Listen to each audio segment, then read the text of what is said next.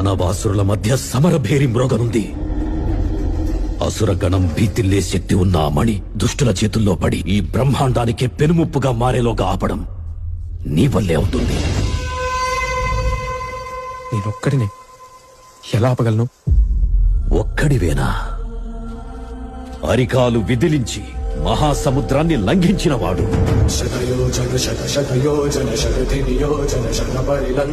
రాక్షస సైన్యాన్ని మట్టుబెట్టి రావణుడి సింహాసనాన్ని కంపించినవాడు,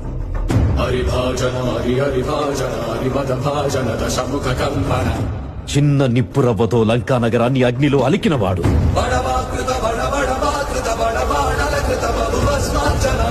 త్రేతాయుగంలో రాముడి నీడయ్యాడు,